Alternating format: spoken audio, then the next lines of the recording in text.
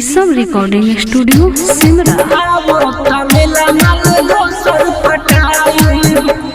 Mix by Niju Nirmal. DJ Mithu Raja Patsoni.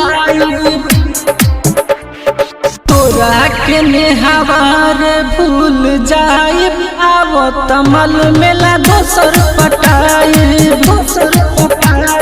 तोरा के नेहवार भूल जाए आवो तमल मल दोसर पटाए ओकरे के चौमिन चाट खिलाइब हो ओकरे के चौमिन चाट खिलाइब जन गईनी बाड़ ते हर जाई तोरा के कजली रे भूल जाइब आवो तमल मेला दोसर पटाई तोरा के पूजावा रे भूल जाइब आवो तमेला मल दोसर पटाई डीजे मिठू राजा पटसोनी। बोलो प्रेम से खावे वाली मैया की।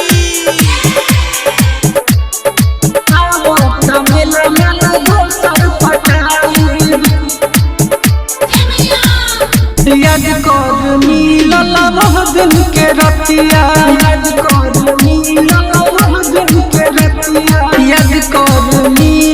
वह दिन के रतिया खूब मिसवैले रहले ते छतिया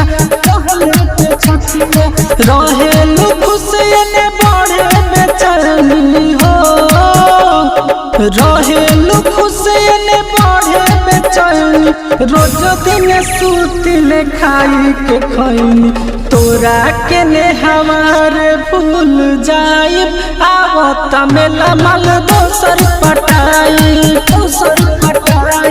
तोरा के कजली रे भूल जाइब आवो तमेला मल दोसर पटाई डीजे मिठू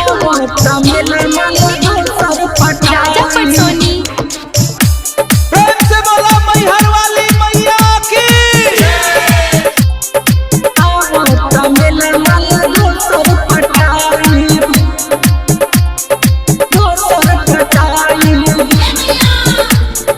रात रात भर तू खूब बतियैले रात रात भर तू खूब बतियैले नाही भुलाइब क्रिया तू खैले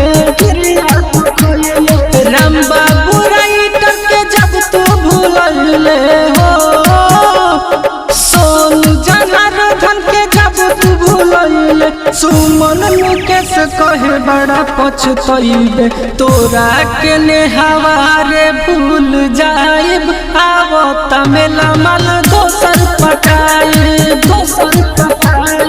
तोरा के कजली रे भूल जाइब।